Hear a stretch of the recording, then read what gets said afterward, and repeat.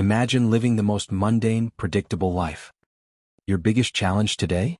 Maybe an emergency crown or a tricky root canal. Every day, the same steady routine.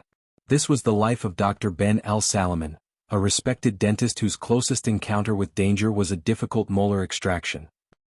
But then, by the twisted hand of fate, Dr. Salomon, a non-combatant in the Army Dental Corps, was thrust into the brutal hell of the Pacific War. His mission was simple: heal. He was legally barred from fighting.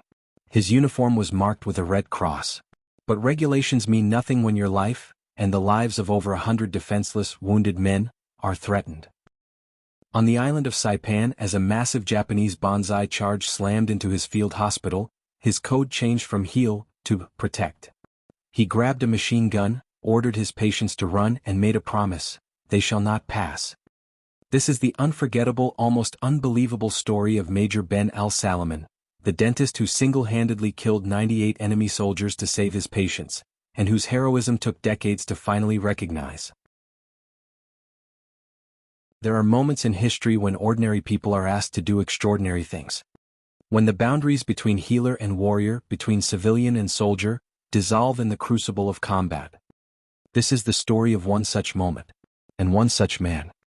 His name was Ben Salomon. He wasn't a Marine Corps legend. He wasn't a decorated infantry officer or a battle-hardened commando. He was a dentist, a man who spent his days treating cavities and root canals, whose battlefield was the dental chair, whose weapons were drills and forceps. But on a blood-soaked night in July 1944, on a tiny Pacific island most Americans had never heard of, this dentist would pick up a machine gun and single-handedly fight off wave after wave of enemy soldiers. When it was over, 98 Japanese soldiers lay dead in front of his position. And Major Ben Salomon lay dead behind his gun, his body bearing 76 bullet and bayonet wounds, testament to a last stand so heroic, so unbelievable, that it would take the United States government nearly 6 decades to fully recognize what he had done. This is the story of the only dentist to receive the Medal of Honor in World War II. The story of a man who died saving over 100 wounded soldiers. The story of heroism denied and justice delayed for 58 years. This is the story of Major Ben Salomon. Benjamin Louis Salomon was born on September 1, 1914 in Milwaukee, Wisconsin. His was the archetypal American story. The son of Jewish immigrants who believed deeply in education, hard work, and the promise of America. Ben was bright, diligent, and drawn to medicine. But the long years of medical school seemed daunting. So he chose dentistry, a respected profession, a stable career, a way to help people without the grueling demands of becoming a physician. He attended Marquette University, then the University of Southern California's dental school, graduating in 1937. By his mid-20s, Salomon had established a dental practice in Los Angeles. He treated patients, built a reputation for skill and kindness, and lived the comfortable life of a successful professional. But the world was changing. In Europe, Nazi Germany was on the march. In Asia, Imperial Japan had invaded China and was expanding aggressively across the Pacific. War was coming. Everyone knew it. The only question was when America would be pulled in. In 1940, before Pearl Harbor, before America officially entered the war, Ben Salomon made a decision. He enlisted in the California National Guard. He didn't have to. As a dentist, he could have waited to be drafted, could have claimed essential civilian status. But Salomon believed in service.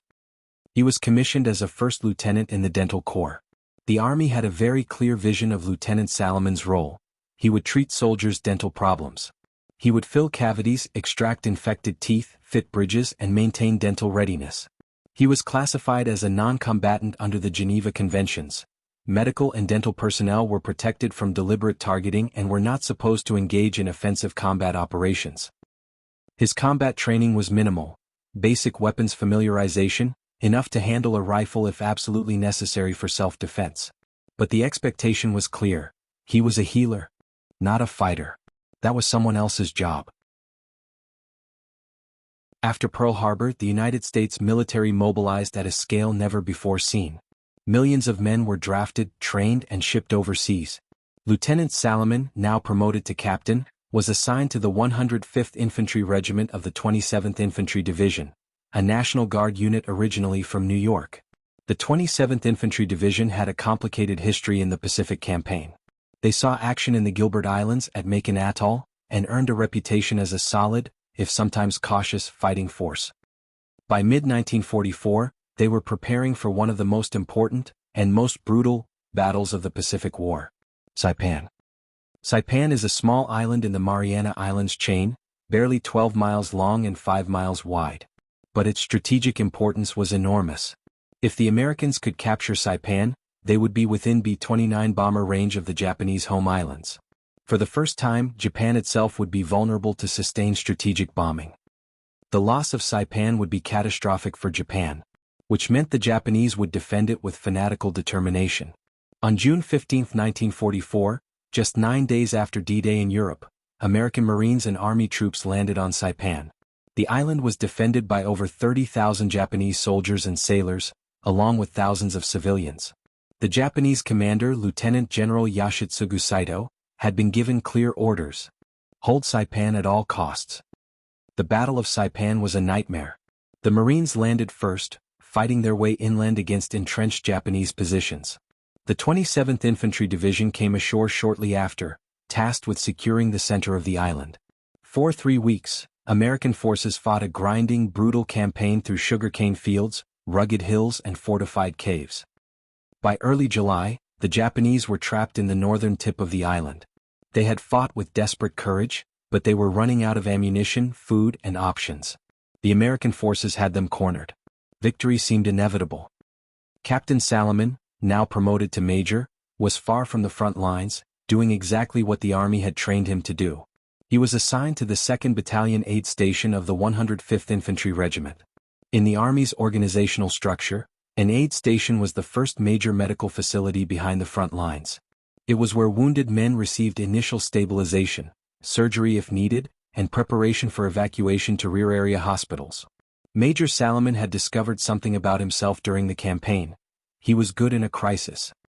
When casualties flooded in, when the surgeons were overwhelmed, Salomon didn't just pull teeth. He administered anesthesia, assisted in surgeries, treated shrapnel wounds, and helped triage the endless stream of wounded men. He had become, in effect, an emergency physician. For 3 weeks this was his war. Not glorious, not celebrated, but essential. Every man he helped treat was a man who might survive, who might go home to his family. And then came the night of July 6, 1944. The night everything changed.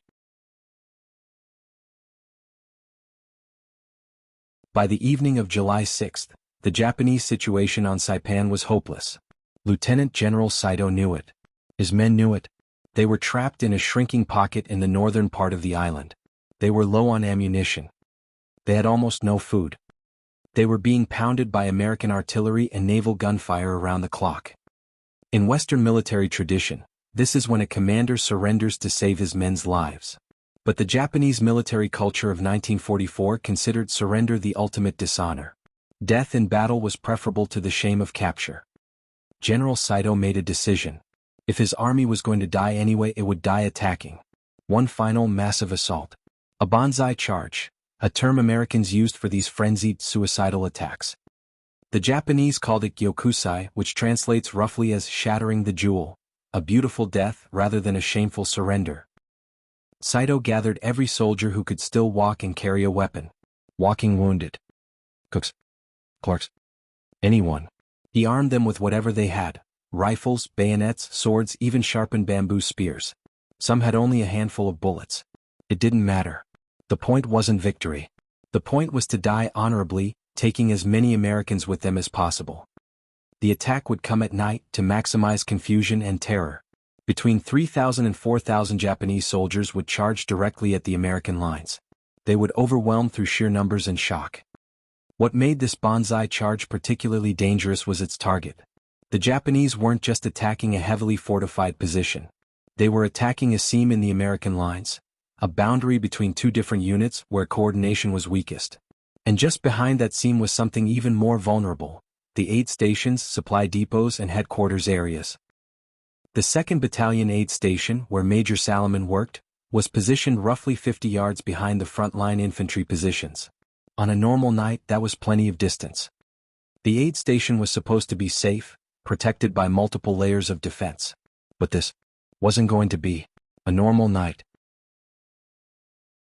The banzai charge began around 5 a.m. on July 7, in the pre-dawn darkness. At first, American sentries heard something strange, a distant roar like an approaching storm. Then they saw movement. Hundreds, then thousands of figures running at full speed toward their positions. Some Japanese soldiers were drunk on sake. Others screamed banzai, or shouted in English, "Death to Americans." The noise was overwhelming, intentionally terrifying. The American frontline troops opened fire. Machine guns chattered. Mortars crashed. Artillery shells exploded. But there were too many attackers. The sheer mass of bodies overwhelmed the defenses in places. Japanese soldiers broke through the line, pouring into the rear areas. Within minutes, the battle had become a confused nightmare. Units lost contact with each other. Japanese soldiers were mixed in with American troops in the darkness. Officers couldn't tell what was happening or where the enemy was. And then the banzai charge hit the 2nd Battalion aid station. Major Salomon was inside one of the medical tents, treating a wounded soldier. Around him, over 100 casualties lay on cots or on the ground. Men with terrible wounds, men who couldn't walk, couldn't run, couldn't defend themselves. The aid station was supposed to be protected under the Geneva Conventions. It was marked with Red Cross flags. Medical personnel and patients were non-combatants, protected from attack. The Japanese soldiers charging through didn't care. Many were past rational thought, driven by desperation and the knowledge they were going to die anyway. Major Salomon looked up and saw Japanese soldiers burst into the tent. They were bayoneting wounded Americans in their cots. Other patients were screaming, trying to crawl away on shattered legs or dragging themselves with their arms. Salomon didn't freeze. A surgical assistant, a fellow non-combatant, was shot and killed right in front of him. Salomon grabbed a rifle from a wounded soldier. He shot and killed the Japanese soldier who had just murdered his colleague. Then he shot another. And another. But shooting 3 enemy soldiers with a rifle didn't stop the attack. More Japanese troops were pushing into the aid station compound. The situation was deteriorating by the second.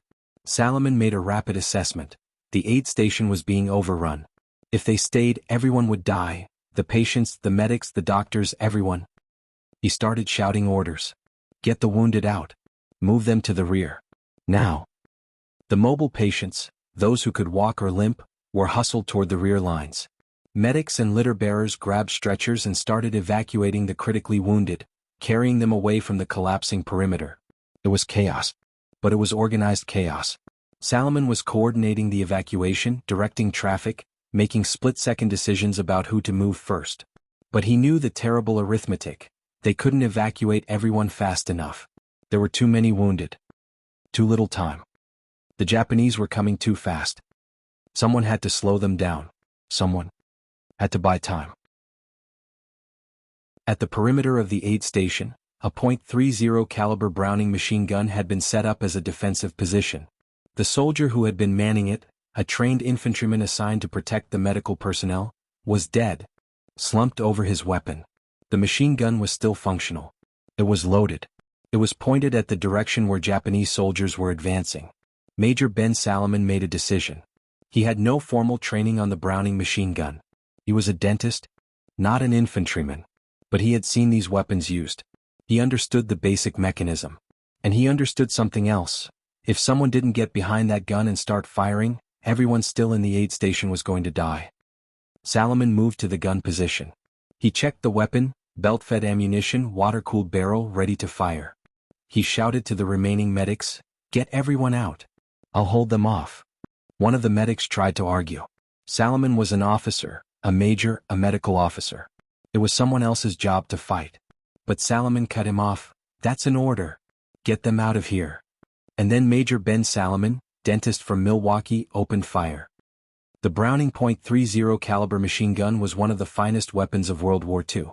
Designed by John Browning, it could fire 400 to 600 rounds per minute. It was accurate, reliable, and devastatingly effective against infantry. In trained hands, it could stop an attacking force dead in its tracks. Salomon's hands weren't trained, but they were steady. The first bursts cut down Japanese soldiers advancing toward the aid station. Bodies fell. The survivors kept coming, driven by momentum, desperation, and orders to attack regardless of casualties. Salomon adjusted his fire, sweeping the gun left and right, targeting clusters of soldiers. The machine gun's distinctive sound, a rapid, hammering chatter, echoed across the battlefield. The Japanese realized there was a machine gun position still operational and concentrated their fire on it. Bullets snapped through the air around Salomon. Some hit the sandbags protecting the position. Some hit the gun itself. Some hit Salomon. He kept firing. We can only piece together what happened over the next hour from the testimony of survivors. American soldiers who retreated past Salomon's position, medics who saw him firing as they evacuated the last patients, infantrymen who counterattacked later that morning and found the scene. What we know is this: Major Salomon didn't just fire the machine gun from one position. At some point he moved the weapon. The Browning was heavy, over 30 pounds for the gun alone, plus the tripod plus the ammunition. But Salomon repositioned it to get a better field of fire, dragging it closer to the advancing Japanese to draw their attention away from the retreating medical personnel. He was making himself the target. Deliberately. He reloaded the weapon multiple times, a complex procedure under calm conditions, nearly impossible under fire. He fought off close assaults. At some point, Japanese soldiers got close enough to attack him with bayonets. He fought them hand to hand. And through it all he kept firing, kept killing, kept buying time for his patients to escape. The military teaches soldiers about suppressive fire, shooting to keep the enemy's heads down, to slow their advance, to make them cautious. Salomon was doing more than that. He was creating a kill zone, a barrier of machine gun fire so intense that Japanese soldiers couldn't advance without dying. How many rounds did he fire? We don't know exactly. Hundreds. Probably well over 1,000. The barrel of the Browning would have been glowing red-hot. His hands would have been burned from contact with the superheated metal. The noise would have been deafening even with the chaos of battle around him. He was wounded. Multiple times. Bullets hit him in the chest, the abdomen, the legs. Bayonets stabbed into him. He kept fighting. At some point, we don't know exactly when, Major Ben Salomon died. Whether from blood loss, a fatal bullet, or sheer physical trauma, we'll never know. What we know is that when he died he was still at his gun, still in position, still facing the enemy. By mid-morning on July 7th, American forces had regained control of the area. The banzai charge had been catastrophic for the Japanese, thousands killed for minimal tactical gain. The American line had bent but not broken. As infantry units swept back through the area where the aid station had been, they found a scene that would be burned into their memories forever. Major Ben Salomon was found behind his machine gun. His body bore 76 wounds, bullet holes, bayonet punctures, evidence of the savage fighting. His hands were still on the weapon. He had died in position, defending his post to the very last moment. But what stunned the soldiers who found him was what lay in front of his position. Dead Japanese soldiers. Dozens of them. Piled up in a semicircle around the machine gun nest. Some had been killed by machine gun fire. Others bore evidence of hand-to-hand combat, bayonet wounds, blunt force trauma, signs that Salomon had fought them off when they got too close to fire at. The bodies were counted. And counted again because the number seemed impossible. 98. 98 confirmed enemy dead directly attributable to Major Salomon's actions. One man. One machine gun. 98 dead enemy soldiers. The men who found him were infantry veterans hardened by months of combat. They had seen heroism before. But this was something else. This was a non-combatant, a medical officer who had fought an entire enemy assault force to a standstill. Who had killed nearly 100 enemy soldiers single-handedly. Who had refused to retreat, refused to surrender, refused to stop fighting until the last of his patients had escaped. One officer who investigated the scene estimated that Salomon's actions had saved the lives of at least 100 wounded Americans, men who would have been massacred if the aid station had been completely overrun. The recommendation for the Medal of Honor was immediate and unanimous. Every officer who reviewed the case agreed. This was the definition of conspicuous gallantry and intrepidity at the risk of his life above and beyond the call of duty. Major Ben Salomon had earned America's highest military decoration. But then, something went wrong. The Medal of Honor recommendation was submitted through proper channels in 1944. It was endorsed by every commander in Salomon's chain of command. The evidence was overwhelming. The witnesses were credible. The heroism was undeniable. And then the Army Legal Office reviewed it and said, no. The problem wasn't the facts. Nobody disputed what Salomon had done. The problem was a technicality, a narrow interpretation of regulations that would deny Salomon recognition for nearly 6 decades. Under the Geneva Conventions, medical personnel, doctors, dentists, medics, nurses, were classified as non-combatants. They were given protected status. They could not be deliberately targeted by enemy forces, and in exchange they were not supposed to engage in offensive combat operations. The Army's interpretation in 1944 was strict. If you were a non-combatant under the Geneva Conventions, you could not receive the Medal of Honor for combat action, period. The award was for combatants only. This interpretation ignored several crucial facts. First, Salomon hadn't engaged in offensive combat. He had defended his patients against an attacking enemy force. Second, the Geneva Conventions allowed medical personnel to defend themselves and their patients when under direct attack. Third, Salomon had no choice. There were no combat troops available to defend the aid station. He had stepped in to fill a gap, not to seek combat. None of that mattered to the Army legal staff. The rules were the rules. The Medal of Honor recommendation was denied. Salomon's family was notified that he had been killed in action. They were told he had died heroically. But they received no Medal of Honor. No detailed explanation of what he had done. His death was simply one of thousands that summer, lost in the vast bureaucracy of global war. The story might have ended there. Major Ben Salomon might have been forgotten, just another name on a casualty list. But a few people refused to let it go. In the 1960s, a decorated Army officer named Robert West, who had served with the 27th Infantry Division on Saipan, began researching what had happened at the 2nd Battalion aid station. He tracked down witnesses, collected statements, and compiled evidence. He was convinced that Salomon deserved recognition. The case eventually came to the attention of Major General George L. Mabry Jr., a genuine American war hero. Mabry had earned the Medal of Honor himself during World War II, had served with distinction in Korea and Vietnam, and was deeply respected in the military community. Mabry reviewed Salomon's case and was outraged. This was exactly the kind of heroism the Medal of Honor was designed to recognize. The technicality that had blocked the award was, in Mabry's view, a narrow-minded misreading of both the regulations and the spirit of the award. Mabry made Salomon's case his personal mission. For years he petitioned the Army, wrote letters to Congress, and gave interviews keeping Salomon's story alive. He argued that the Medal of Honor regulations should be interpreted to allow for extraordinary circumstances, and there was no more extraordinary circumstance than a medical officer choosing to die protecting his wounded patients. Finally, in the 1990s, momentum began to build. Congress passed special legislation allowing for reconsideration of the case. New reviews were conducted. The evidence was re-examined. Witnesses who were still alive gave new testimony. Historians weighed in. Legal scholars analyzed the Geneva Conventions and argued that Salomon's actions were entirely consistent with the protections for medical personnel. The Army's position slowly shifted. The narrow interpretation that had blocked the award was reconsidered. Officials acknowledged that Salomon had not violated the Geneva Conventions. He had exercised the right of self-defense and defense of patients that the conventions explicitly allowed. In 2002, the final bureaucratic obstacles were cleared. The Medal of Honor was approved. Nearly 58 years after Major Ben Salomon's death, he would finally receive the recognition he had earned on that terrible night in July 1944. On May 1, 2002, at the White House, President George W. Bush presented the Medal of Honor to Major Ben Salomon. Or rather, to Salomon's surviving relatives. His story had outlived him by more than half a century.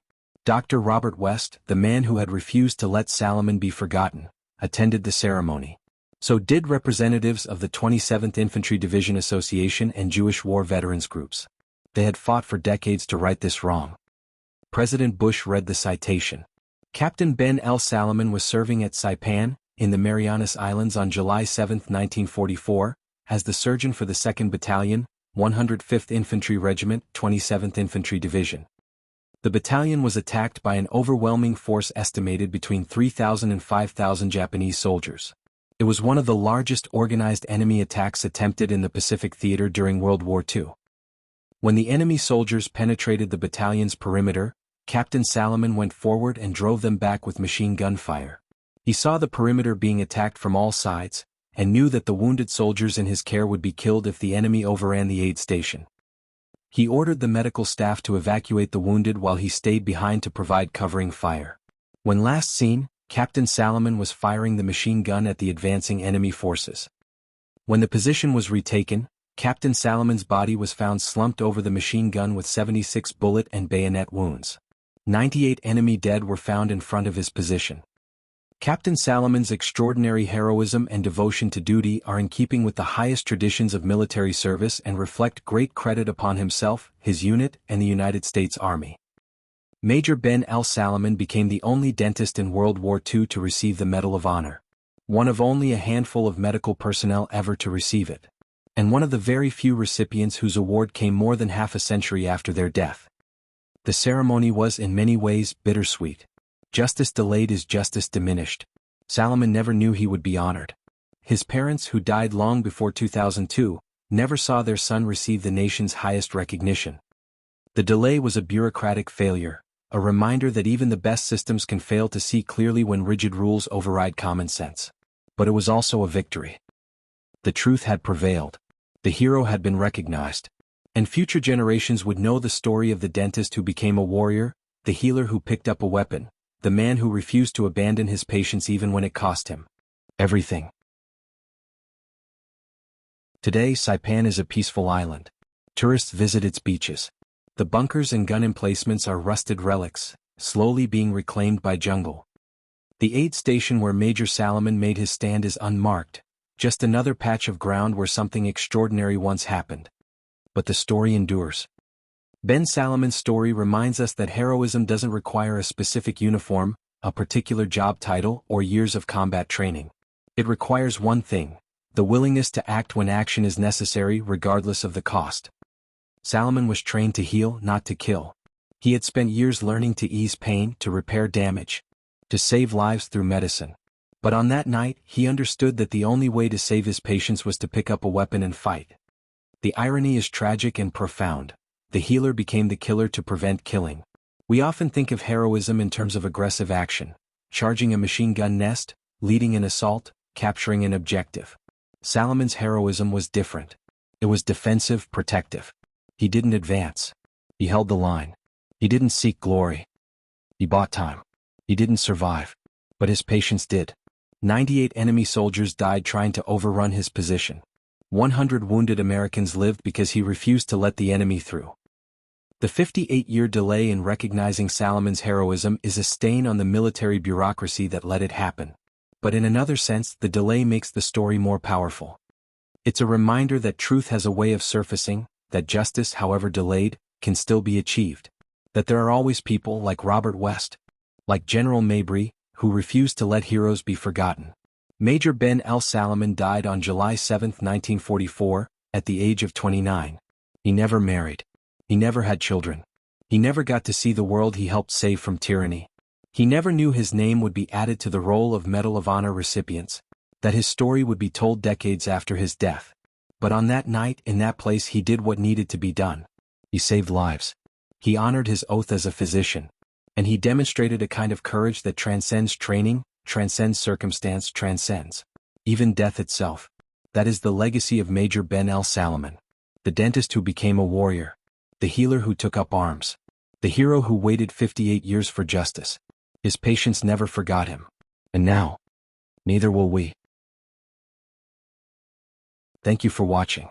If you found Major Salomon's story moving, please like this video and share it with others. History's greatest heroes are often the ones we've never heard of. Let's change that.